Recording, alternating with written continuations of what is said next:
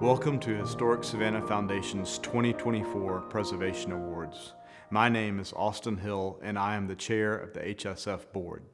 HSF's mission is to save buildings, places, and stories that define Savannah's past, present, and future. The Preservation Awards, presented in correlation with National Preservation Month in May, is one way in which we illustrate the value that preservation brings to Savannah. This event is a way to bring deserving attention to why Savannah is a place worth saving and why we should celebrate those who do that important work. Now, Sue Adler, HSF CEO and President, will begin the program. Thank you, Austin. All the projects nominated for this year's awards are remarkable examples of well-done preservation work. But in the end, our judges made the difficult deliberations using 3 criteria: quality and degree of difficulty of the nominee's project or effort, degree to which the nominee's project or effort is unusual or pioneering or serves as an example that influences good preservation practices, demonstrable or measurable impact of the nominee's project on the community. Thank you to our judges, Caitlin Chamberlain, Jonathan Stahlkup, and Mariel Hamer, for lending their expertise to make these decisions. We would also like to take a moment to thank our generous Preservation Month sponsors. Joining me to announce our award winners are Kendall Graham, HSF Education and Research Associate, Ellie Isaacs, Director of Preservation and Historic Properties, and Colleen Reynolds, Assistant Director at HSF. It is now our pleasure to introduce the winners of the 2024 Preservation Awards.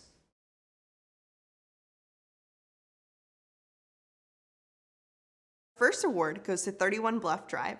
Located on a small island about 10 miles from downtown Savannah, 31 Bluff Drive is one of 4 cottages built during the late 19th century by Isle of Hope resident Alexander Marcus Barbie. While previously inhabited solely by fishers and farmers, the railroad line, built in 1871, established Isle of Hope as a popular summer spot for wealthy Savannians.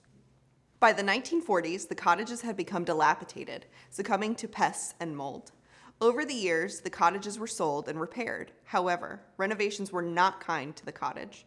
31 Bluff Drive had undergone a recent renovation that had removed almost all traces of its original floor plan and historic detailing, both interior and exterior.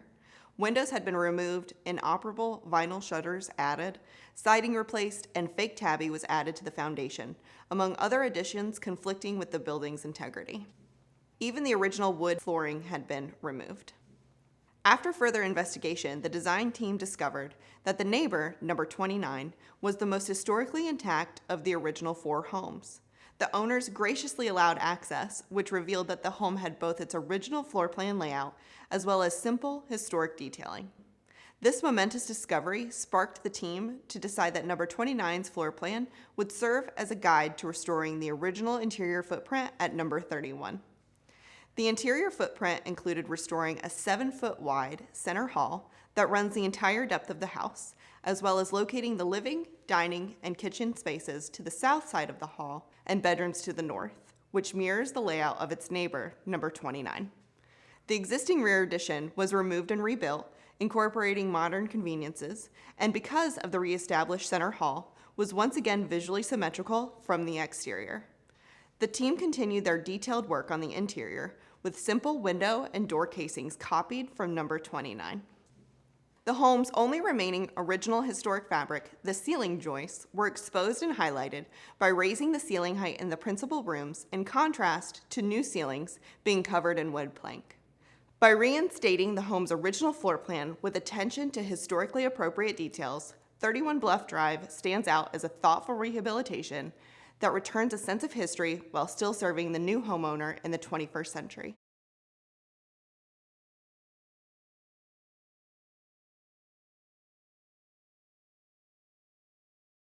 Our next award winner is one of the most iconic sites in Savannah. The Cathedral of St. John the Baptist was dedicated in 1876 and immediately became a landmark within Savannah's urban fabric. Rebuilt and rededicated in 1900 after a fire, the cathedral was embellished with gilding, murals, and stained glass windows that are still admired today. In 2000, an extensive interior restoration was completed for the 100th anniversary of the rededication. At that time, the lower level was left in service but retained drop ceilings for mechanical equipment, cropped windows, and minimal finishes. This project, a redevelopment of the lower level of the cathedral, would create Regina Coeli Hall, a new community gathering space and chapel within the historic fabric of the church. The cathedral enlisted architects Satil & Satil and West Construction Company to spearhead the project, with others lending their expertise in engineering, lighting, stone finishes, decorative painting, and ornamental plaster. As an active cathedral that welcomes thousands of visitors, work had to be staged between services, presenting considerable challenges for the design team, including discretion in material staging and constant cleanup. In addition, the renovation called for hand-applied artisanal materials and finishes, presenting the challenge of finding highly skilled tradespeople. The team embraced this opportunity to focus on rare materials and coordinated through an evolving timeline. The handmade detailing and master plasterwork were adapted and inspired from the church above. The lower level was transformed with the creation of a vaulted design by removing drop ceilings, reclaiming 3 feet of headroom. In addition to better functionality, adding arches was key to reintroducing structural rhythm to the space.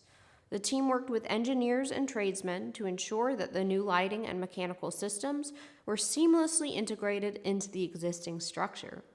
The construction of a new chancel opening onto the hall created flexible use for lectures and events, allowing the local community to gather and enjoy this beautiful craftsmanship. What stands out most about this project is the precision that went into every detail, from handmade ornamental details to best structural and construction practices. The team created a traditionally handcrafted space by pairing artisanship with modern technologies.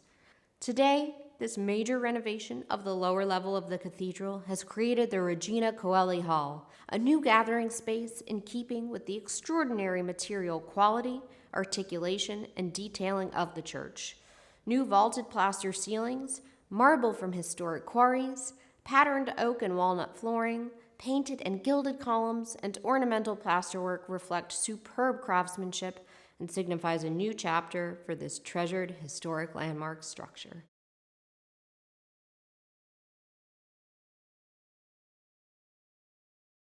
Our next award winner is a rehabilitation project that follows the transformation of a once blighted home on East Henry Street back into a shining jewel of this historic thoroughfare.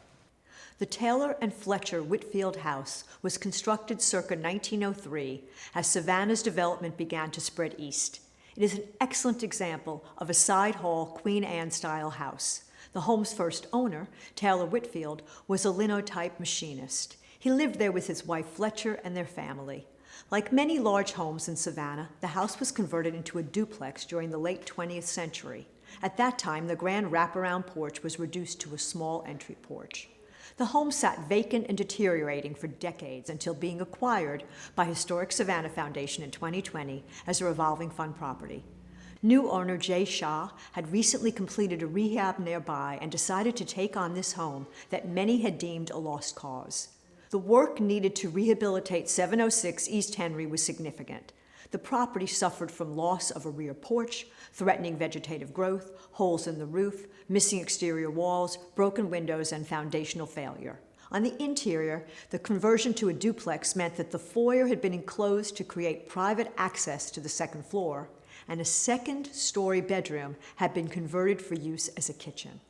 Historic cadastral survey and Sanborn maps indicated where the house originally had a wraparound porch, as well as the outline of the rear porch.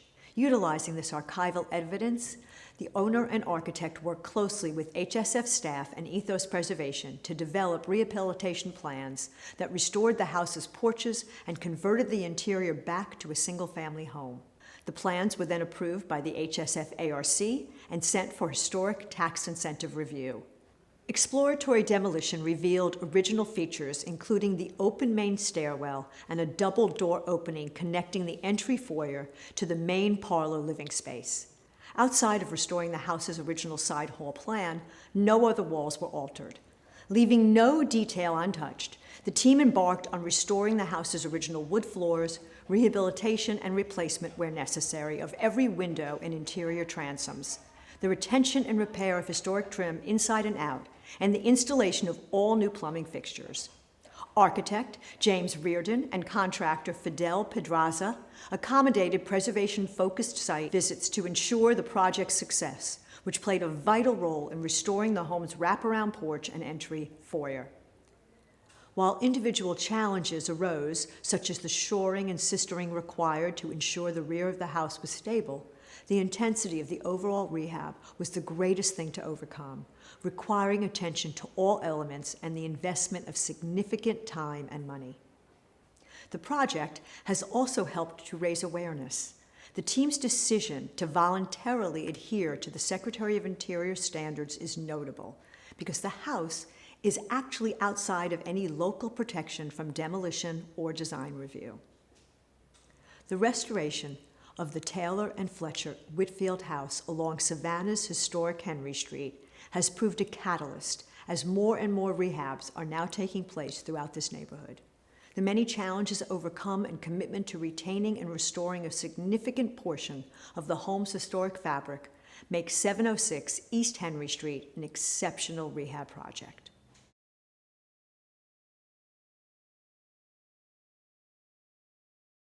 Our next award winner, Arco Lounge and Coastal Eatery, located at 42 East Bay Street, shines as both an example of excellent stewardship of a historic building as well as a beautiful rehabilitation.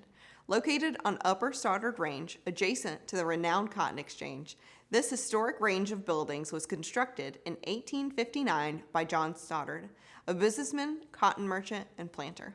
When the current owners purchased the unit, much of the original interior fabric of the building had been lost over the years. For most of its existence, the space had served in a commercial capacity. However, in the 20th century, it was converted into a private residence, which included the addition of a kitchen and an interior lofted level.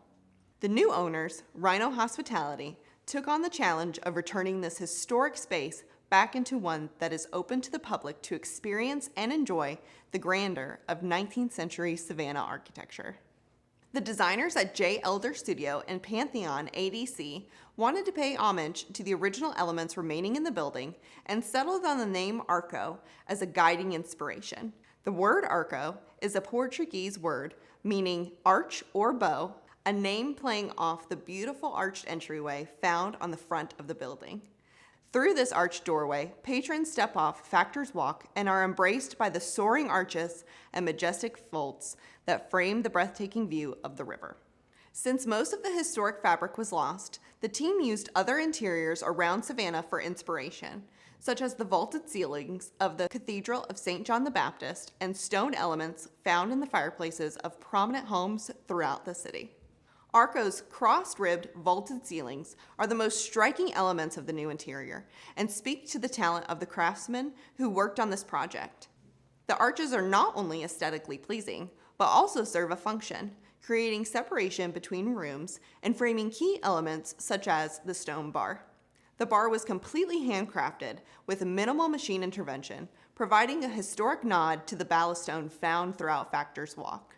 Contractor Bellafor Beatty was able to retrofit these features, leaving an elegant, modern interior, respectfully nodding to the centuries of elegance that once spread across Savannah. The main challenge was ensuring that any of the few remaining historic elements were preserved. The team successfully restored the curved front steps, arched windows, brick facades, and balcony overlooking the Savannah River. The windows had to be restored carefully to not damage their complicated curved features, and the balcony, once unfit for human weight, is again an enjoyable outdoor space. Perhaps the most striking part of this project, however, is that Arco was completely converted from a residential home that had been stripped of its original detail back into a beautiful public space that is a testament to an era. The team's transformation of the interior and commitment to detail make Arco a stunning example of excellence in rehabilitation and stewardship.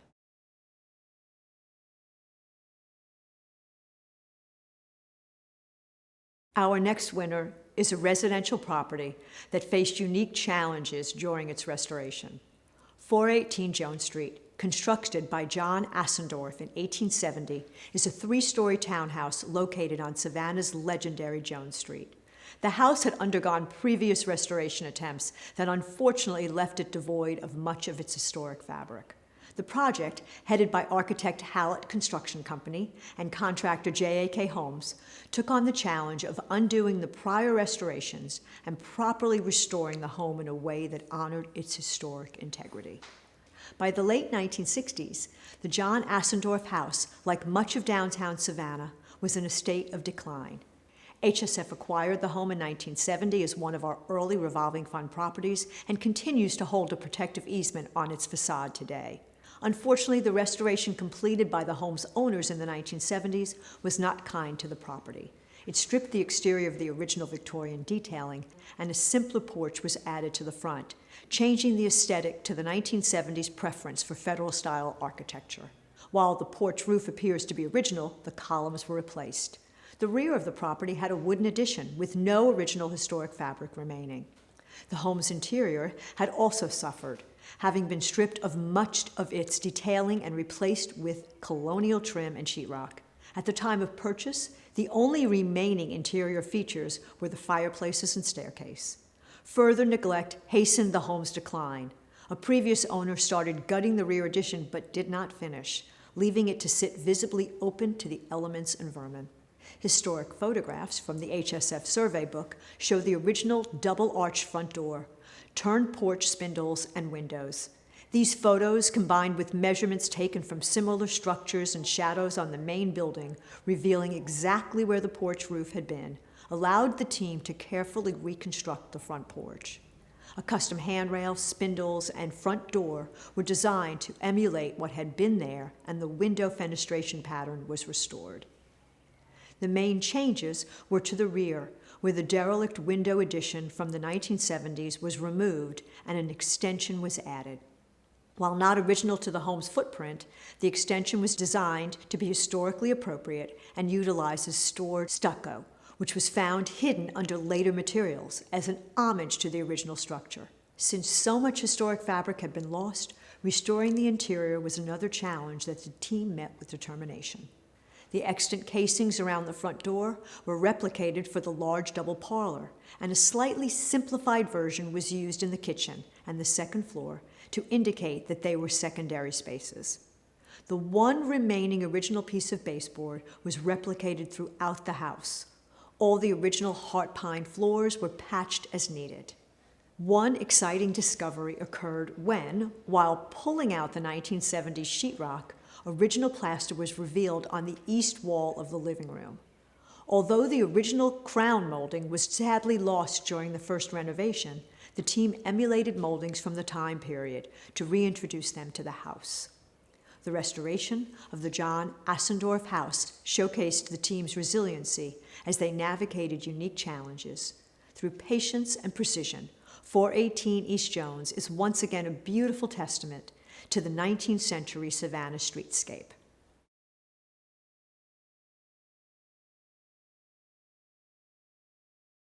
Our next award winner is unique in that it is not just a rehabilitation.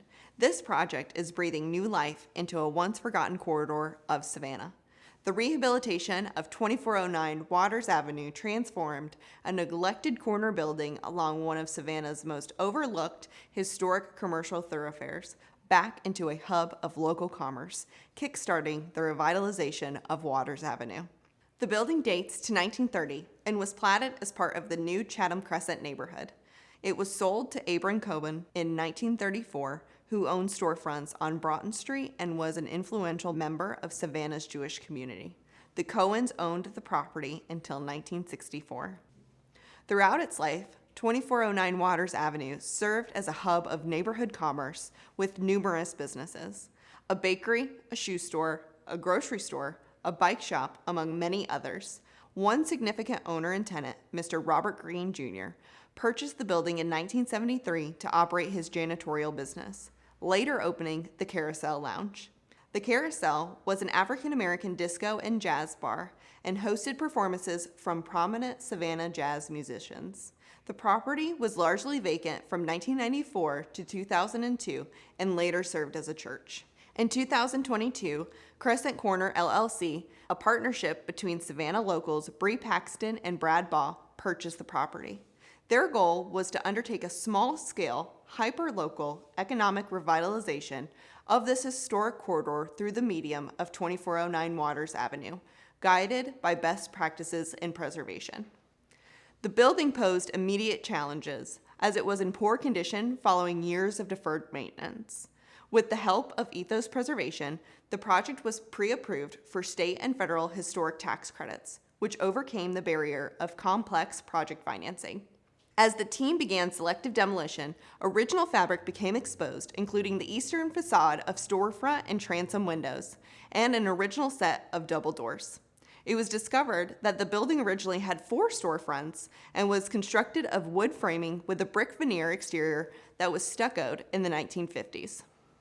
As more deterioration came to light, the team called in neighborhood locals SHC Contracting to take on the extensive demolition and reconstruction process.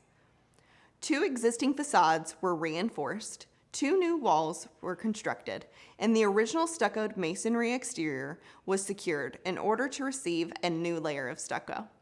Original wood windows and doors were repaired or replicated and reinstalled.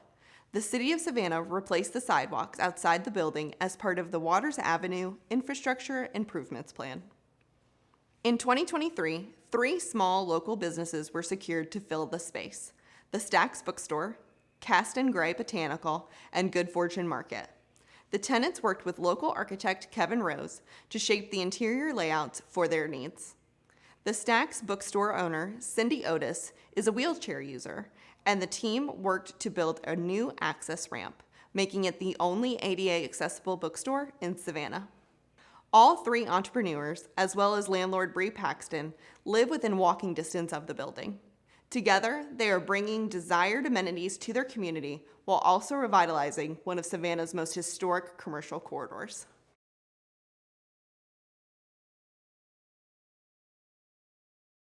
The Preservation Awards are a wonderful opportunity to honor once neglected residential properties that were given new life. The Doyle House, located at 510 East 32nd Street in Savannah's Thomas Square Streetcar Historic District, stands out as an example of the transformative power of rehabilitation. The house was built circa 1906 for Maria A. Doyle, an Irish immigrant who lived in the home with her 3 children. The family remained in the house until the 1960s, while members of the family worked for the nearby railroad. The property was purchased in 2022 by the rehabilitation team Ken Odermatt and Josh Waters, with Waters Building and Design serving as preservation contractor. Located in a dense area adjacent to Savannah's curved railroad spur, this section of the district, located between Price and East Broad Streets, was not incorporated into the local historic district until 2019. Many of these properties in this portion of the district have suffered from alterations otherwise prohibited in adjacent areas. During its many years as a student rental, the Doyle House suffered from deferred maintenance and also saw changes to its floor plan, including converting part of the first floor hall to a bathroom, enclosure of the rear porch, and alteration of windows. The team had their work cut out for them. They began by removing added elements, such as exterior vinyl siding and interior drop ceilings, and discovered previously concealed wood rot, plaster cracks, and structural sagging.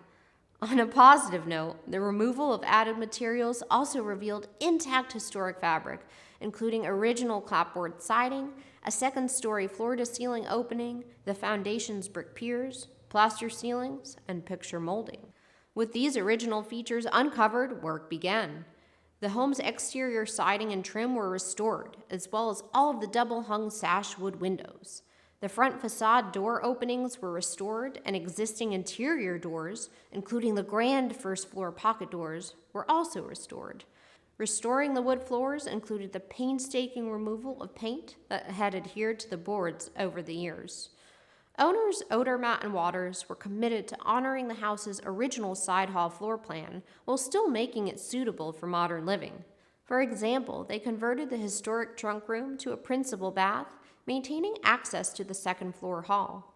Simpler, square trim was used to differentiate the new openings from the decorative historic trim found on historic openings throughout the house. This detailed rehabilitation was made possible by historic tax credits, and all work honored local ordinance requirements per local streetcar historic district standards.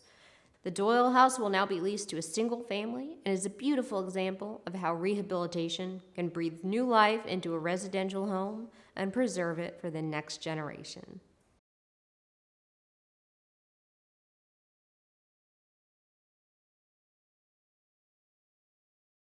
Our final award winner is another iconic building along the Savannah skyline. Located at 341 Bull Street, the Scottish Rite Building was constructed between 1913 and 1923. The building was conceived by the Masonic Temple Association to serve as a home base for their Savannah Lodge. Architect Hyman Wickover was hired to design a building that not only fit their unique needs, but one that would become an iconic architectural statement within the Savannah landscape. The prominent six-story building rises 110 feet, spans a city block, and is clad in marble, brick, and terracotta. On June 30th, 1913, a grand ceremony was held to celebrate the laying of the building's cornerstone and the commencement of the building's construction. From 1923 to 2019, the fraternal organization owned and operated out of the iconic Scottish Rite Building. In 2019, after calling the building home for nearly 100 years, the association made the executive decision to sell its iconic building and construct a new building. The Savannah College of Art and Design has owned and operated the building since 2019. SCAD recognized the building's important history and its iconic status within the Savannah landscape, and quickly embarked on completing a thorough and much-needed restoration of the historic facade. In the fall of 2022, SCAD hired Landmark Preservation LLC to complete a total exterior cleaning and restoration, a task which came with a unique set of challenges and circumstances. Deferred maintenance prior to SCAD's ownership, paired with improper repairs, left much of the building's exterior facade in atrophy. In order to create a safe environment for pedestrians walking around the site each day, as well as to preserve as much of the building's original facade as possible, the temporary stabilization and cataloged removal of selective pieces identified to be potentially failing was the first task carried out by Landmark. After stabilization was achieved, restoration work was conducted in 3 phases. Phase 1 focused on the building's east elevation, Phase 2 included the north and south elevations, and Phase 3 restored the west elevation. For each elevation, biological growth was carefully removed, failing pieces were stabilized, restored, repaired, and reglazed to match the original. All materials were gently cleaned. A comprehensive repointing of masonry was conducted, and all exterior doors and windows were fully restored. The building's terracotta had become degraded to the point of becoming a public safety hazard. Excessive water infiltration was the primary culprit for the material's failure. Upon close analysis, multiple repair campaigns were identified as failed efforts to combat the water infiltration, all of which were carried out in a manner that was not sympathetic to the building's historic fabric. In addition to the deteriorating terracotta, elevated moisture levels were contributing to other material failures and excessive biological growth on the building's facade. Steel lintels on the building's southeast corner had experienced oxidation and rust jacking, which resulted in the spalling of adjacent bricks. Lintels that were determined to be salvageable were carefully treated with a rust-converting treatment, while those that were deemed too deteriorated to be safely reused were replaced in kind. Landmark, with the collaboration of GEL Engineering, has now ensured structural stability of the building's facade and corrected issues that were leading to the building's excessive water infiltration. Each facade was stabilized, repaired, gently cleaned, repointed, and restored to its past beauty. All work was performed within the guidelines established by the Secretary of the Interior Standards for Historic Preservation and subscribed to the Code of Ethics of the American Institute for the Conservation of Historic Works. In just over a year of dedicated work, Landmark completed the building's exterior restoration and in doing so made great strides in preserving one of Savannah's most iconic landmarks.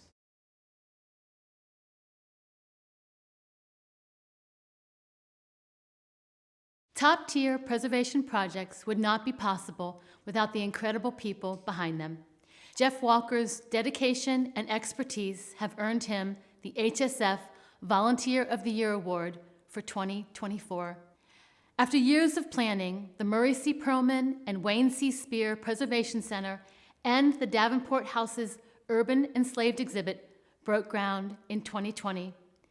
This project marked a milestone in HSF's vision for the future and would not have been possible without Brooks Construction Group, LLC, and architect Felder and Associates. Jeff Walker, lead project manager of Brooks Construction, was responsible for coordinating all aspects of this project from start to finish. His diligence, hard work, and knowledge were unmatched. Jeff's work ensured that the Kennedy Pharmacy addition was completed in 2022 and that in November of 2023, the Urban Enslaved exhibit opened to the public. In 2023, Jeff also oversaw the beautiful renovation of HSF's headquarters, Sheftel House. His can-do attitude and commitment to detail shine through in all aspects of his work. The completion of HSF's campus around Columbia Square would not have been possible without him. Jeff is a Savannah native, born and raised in Richmond Hill, Georgia. He has been in the construction industry for more than 25 years and has been the lead project manager of all commercial projects at Brooks Construction Group since 2019 and has led multiple projects in beautiful downtown Savannah. Jeff is a devoted father of 3, as well as Pop to his 2 beautiful grandchildren, Leo and Henry. In his spare time, he enjoys golfing, bowling, and watching the Georgia Bulldogs win championships. The following tribute from Josh Brooks, owner of Brooks Construction Group, exemplifies Jeff's professionalism and character. Jeff Walker is a unique individual. Anyone who has worked with Jeff quickly respects his knowledge and also comes to know what a great person he is. It is a privilege to work alongside Jeff each day. I respect his work ethic along with his strong commitment to excellence. Jeff's inspiring devotion to his family and friends sets a strong example for me and the rest of his work family. I can't think of anyone more deserving of this award than him. Congratulations. It has been such a pleasure filming here at HSF's newly renovated headquarters in the Sheftel building. Thank you all for joining us for our 2024 Preservation Awards. We would also like to thank again our Preservation Month sponsors for their generous support. Congratulations to all our award winners. We are honored to recognize the individuals and companies that are preserving our beloved city. By working together, we are ensuring that the historic fabric of Savannah will be enjoyed and protected by generations to come. I would also like to thank our friends, members, and donors for their support. Please consider donating to Historic Savannah Foundation so that we can continue to do this important work. Preservation matters. Thank you for coming to the 2024 Preservation Awards.